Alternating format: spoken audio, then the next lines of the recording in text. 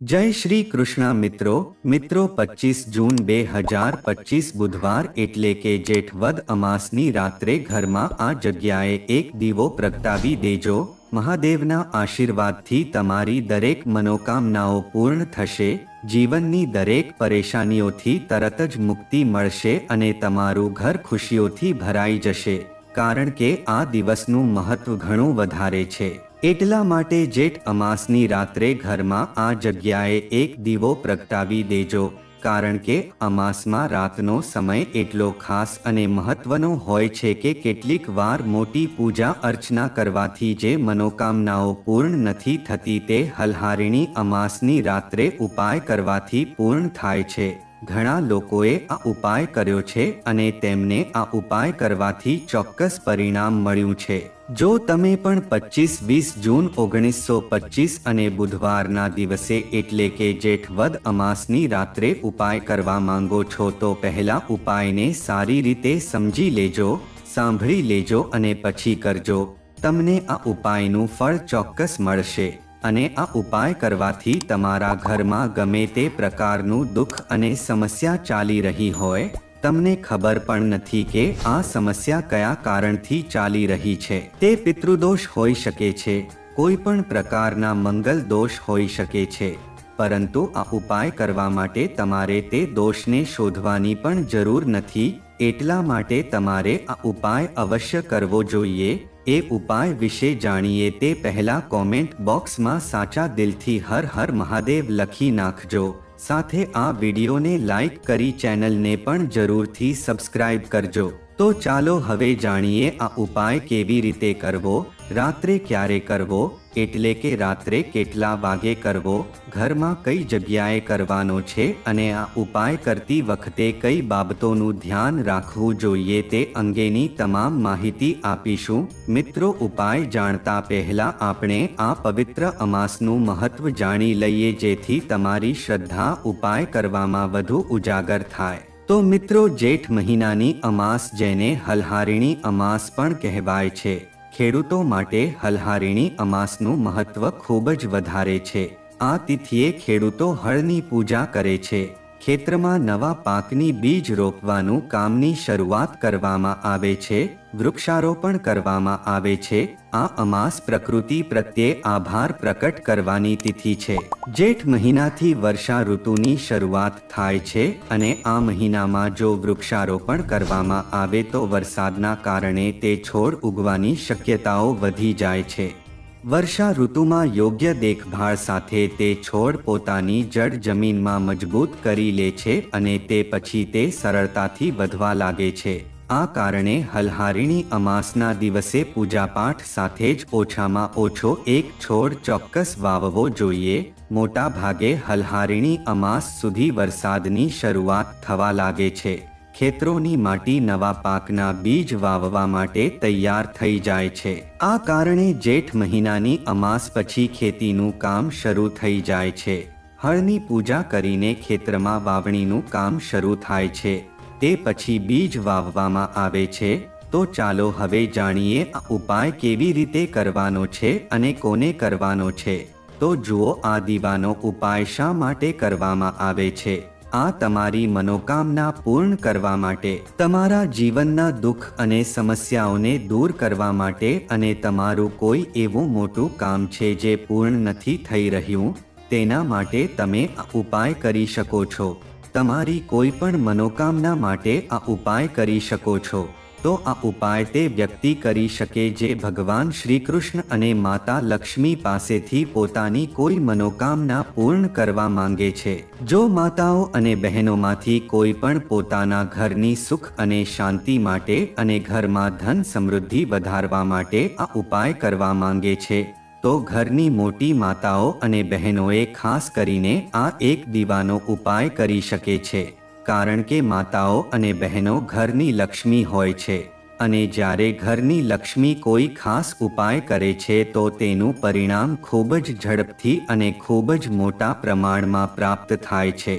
અન્યથા આ ઉપાય કોઈ પણ વ્યક્તિ કરી શકે છે, પછી ભલે તે વૃદ્ધ હોય, નાનો હોય, મોટો હોય કે બાળક હોય, જે વ્યક્તિ આ એક દીવાનો ઉપાય કરવા માંગે છે તે આ ઉપાય કરી શકે છે, કારણ કે તેને તેનું પરિણામ બહુ જલ્દી મળશે.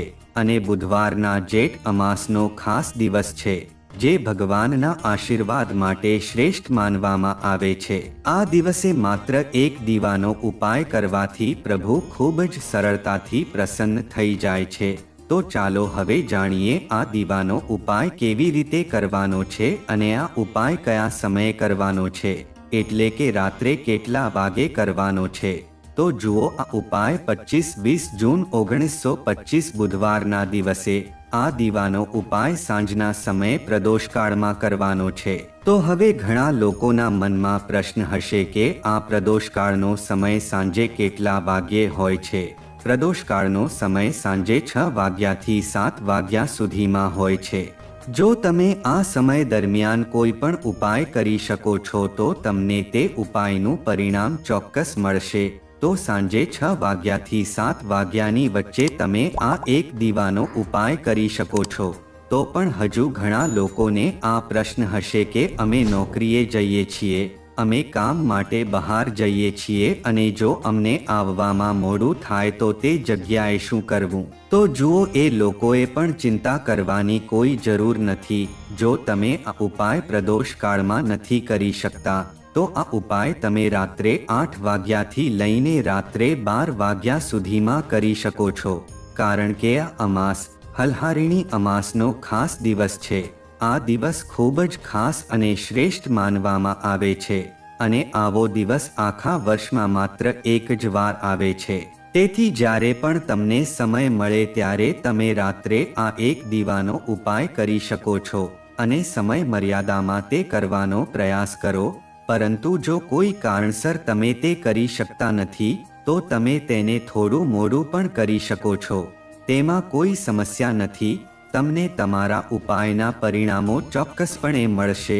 જો તમારા જીવનમાં સુખ અને સમૃદ્ધિની સમસ્યા છે, જો ખૂબ જ ચિંતિત છો, તમે આર્થિક સંકટનો સામનો કરી રહ્યા છો, સખત મહેનત કરો છો પરંતુ મહેનતનું તમને ફળ મળતું નથી, જો તમે કોઈ કાર્યમાં નિષ્ફળ જઈ રહ્યા છો, આર્થિક નુકસાનનો સામનો કરી રહ્યા છો, તો તમારે આ એક દીવાનો ઉપાય અવશ્ય કરવો જોઈએ. તો ચાલો હવે જાણીએ આ ખાસ ઉપાય વિશે. પરંતુ તો તે પહેલા કોમેન્ટ બોક્સમાં મહાદેવના સાચા ભક્તો હર હર મહાદેવ લખીને આ વિડીયોને એક લાઈક કરી દે. તો ચાલો હવે જાણીએ આ એક દીવાનો ઉપાય રાત્રે કેવી રીતે કરવાનો છે અને ઘરમાં કઈ જગ્યાએ કરવાનો છે. આ ઉપાય કરવા માટે તમારે એક લોટનો દીવો બનાવવાનો છે અને લોટની અંદર પીળી હળદર નાખીને તૈયાર કરવાનો છે. તમે તેમાં દળેલી હળદર નાખશો તો લોટનો રંગ આછો પીળો થઈ જશે. હવે આ લોટને દીવાના આકારનો એક દીવો બનાવવાનો છે. હવે આ દીવાની અંદર શુદ્ધ દેશી ઘી નાખવાનો છે. ગોળ વાટ દીવાની અંદર મૂકવાની છે. હવે તમારે તમારા ઘરના મંદિરમાં શ્રી રામની મૂર્તિ અથવા ફોટાની સામે આ દીવો પ્રગટાવવાનો છે. પરંતુ જે લોકો લોટમાંથી દીવો નથી બનાવી શકતા તેઓ માટીનો દીવો પણ લઈ શકે છે. તેમાં કોઈ સમસ્યા નથી.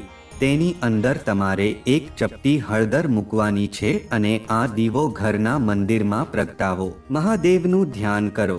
તેમને પ્રાર્થના કરવાની છે કે ઘરની નિર્ધનતા અને દરિદ્રતા દૂર થઈ જાય અને જીવનની દરેક સમસ્યા દૂર થઈ જાય. આ ઉપાય જેઠ વદ અમાસની રાત્રે અવશ્ય કરવો જોઈએ અને પછી જુઓ તમારા જીવનમાં કેવો ચમત્કાર થાય છે. કારણ કે જ્યાં પણ દીવામાં હળદરનો ઉપયોગ કરવામાં આવે છે ત્યાં નકારાત્મક ઉર્જા ક્યારેય ટકતી નથી અને આવું ઘર ખરાબ નજરથી સુરક્ષિત રહે છે. રાત્રે આ દીવામાં હળદર નાખીને ઘરના મંદિરમાં પ્રગટાવવાથી માતા લક્ષ્મીજીની કૃપા હંમેશા બની રહે છે.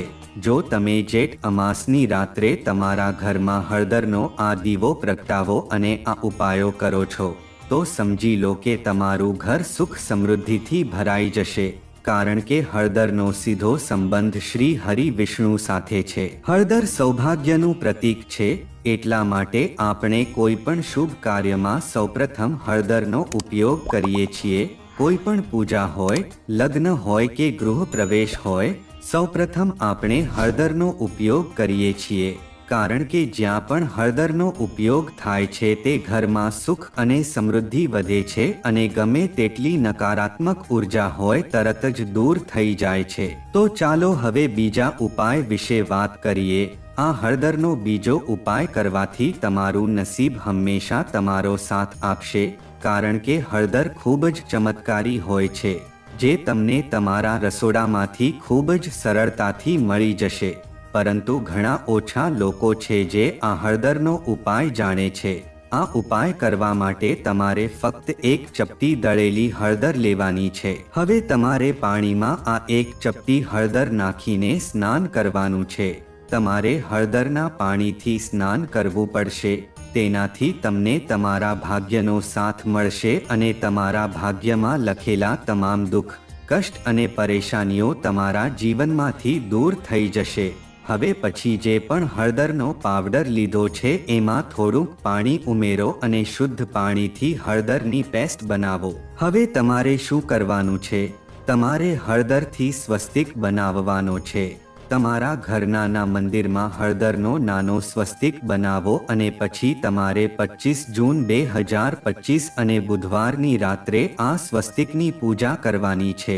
આ પછી તમારે હળદરનું સ્વસ્તિક બનાવ્યા પછી અને પૂજા કર્યા પછી તમારે તમારા કપાળ પર તેજ હળદરથી તિલક કરવાનું છે। તમારે તમારી નાભી પર થોડી હળદર અને તમારા કપાળ પર તિલક, એટલે કે તમારા કપાળ પર નાનું તિલક અને નાભી પર નાનું તિલક કરવું પડશે અને જેઠ અમાસના દિવસે હળદરના પાણીથી સ્નાન કરો।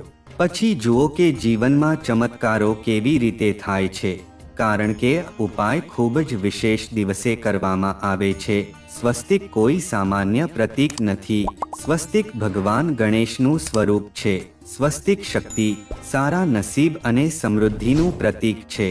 હવે જુઓ, આ ઉપાય ભગવાન ગણેશ સાથે સંબંધિત છે, વિઘ્નહર્તા ગણેશ સાથે સંબંધિત છે। સ્વસ્તિક તમારા જીવનમાં ક્યારે કોઈ અવરોધ આવવા દેશે નહીં, એટલા માટે તમારે ઉપાય રાત્રે અવશ્ય કરવો જોઈએ।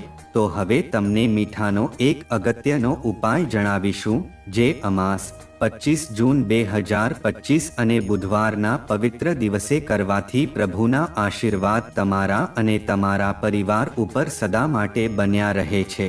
તો ખાસ કોમેન્ટ બોક્સમાં હર હર મહાદેવ અવશ્ય લખજો। સૌપ્રથમ તમારે એક કાચની વાટકી લેવાની છે, તેમાં માત્ર એક ચપટી મીઠું નાખવાનું છે। અહીં તમારે સિંધવ મીઠું લેવું પડશે, જો તમે ઈચ્છો તો સાદું મીઠું પણ લઈ શકો છો।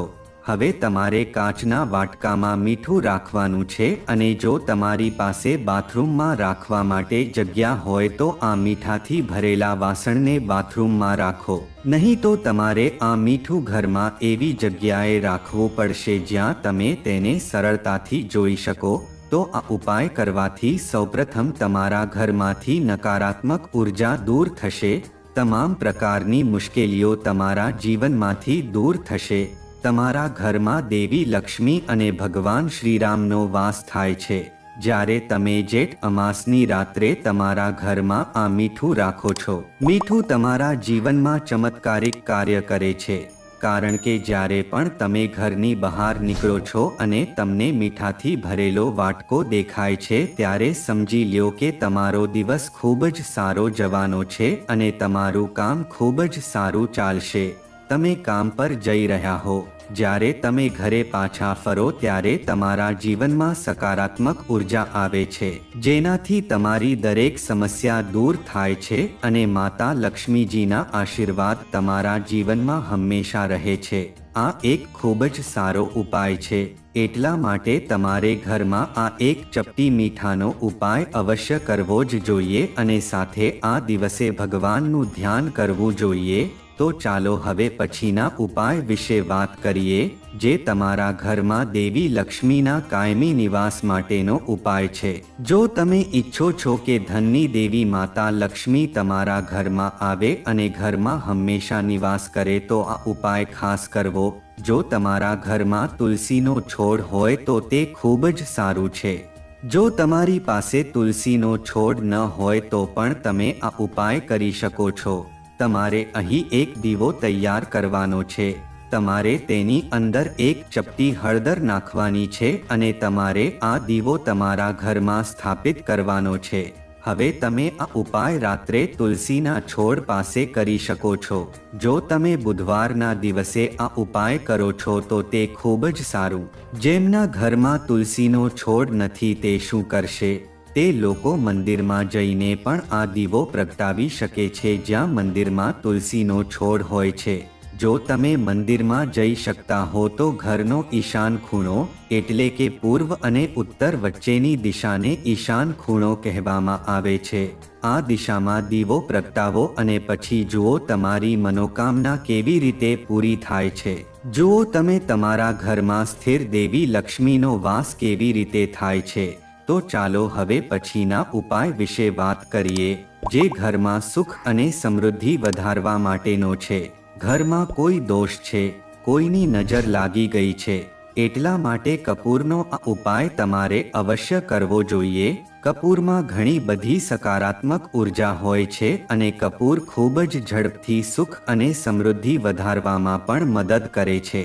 જ્યારે તમે આ ઉપાય કરો છો ત્યારે તમારે જે કરવાનું છે તે તમારા ઘરના મુખ્ય દ્વાર પર રાખો. જ્યાંથી તમે અંદર જાઓ છો, બહાર આવો છો, ત્યાં 3 કપૂર મૂકવા પડશે. તેને બાળીને તમારા મુખ્ય દરવાજા પર સરસ રીતે પ્રદર્શિત કરવા પડશે. જો નેગેટિવ એનર્જી તમારા ઘરના મુખ્ય દરવાજાથી પણ અંદર આવે છે અને સકારાત્મક ઉર્જા પણ અંદર આવે છે, અર્થાત દુષ્ટ શક્તિઓ પણ આવે છે અને નકામી શક્તિઓ પણ આવે છે. હવે તમારે શું કરવું પડશે? જ્યારે તમે તમારા ઘરના દરવાજા પર આ કપૂર સળગાવો છો તો ખરાબ શક્તિઓ તમારા ઘરમાં ક્યારે પ્રવેશી શકે નહીં. ખરાબ નજર ઘર પર અસર કરતી નથી અને સૌથી મહત્વની વાત એ છે કે જ્યારે મુખ્ય દ્વાર પર સકારાત્મક ઉર્જા હોય છે તો ધનની દેવી માતા લક્ષ્મીનો વાસ તમારા ઘરમાં હોય છે. તો આ કપૂરનો ઉપાય ખૂબ જ ચમત્કારી છે. સાથે જ તમે આજે અમાસના દિવસે આ કેટલાકે ઉપાયો કરી શકો છો જેનું ફળ તમને તરત જ મહેસૂસ થાય છે. જે છે અમાસના દિવસે પવિત્ર નદીમાં સ્નાન કરવાની પરંપરા છે. જો નદીમાં સ્નાન કરી શકો નહીં તો ઘરના પાણીમાં ગંગાજળ મિક્સ કરીને સ્નાન કરી શકો છો. સ્નાન કરતી સમયે ગંગા, યમુના, સરસ્વતી, અલકનંદા વગેરે નદીઓનું અને હરિદ્વાર, ઉજ્જૈન, નાસિક, બદ્રીનાથ વગેરે તીર્થોનું ધ્યાન કરવું જોઈએ. અમાસના દિવસે લગ્નજીવનમાં સુખ શાંતિ અને પ્રેમ જાળવી રાખવાની કામના સાથે શિવજી અને દેવી પાર્વતીની પૂજા પતિ પત્નીએ એકસાથે કરવી જોઈએ. પૂજામાં ઉમામહેશ્વરાય નમઃ મંત્રનો જાપ કરવો જોઈએ. શિવલિંગ ઉપર તાંબાના લોટાથી જળ ચઢાવો. દેવી માતાને સુહાગનો સામાન ચઢાવો. શિવલિંગ ઉપર પંચામૃત અર્પણ કરો. પંચામૃત દૂધ, દહીં, ઘી, મધ અને મિશ્રી મિક્સ કરીને બનાવવું. બીલીપત્ર, ધતુરો, હારફૂલ અને અન્ય પૂજન સામગ્રી અર્પણ કરો. ભોગ ધરાવો. ધૂપદીપ પ્રગટાવીને આરતી કરો. પૂજા પછી પ્રસાદ વહેંચો અને તમે પણ ગ્રહણ કરો. સાથે જમાસ તિથિએ પિતૃઓ માટે શ્રાદ્ધ અને તર્પણ પણ કરો.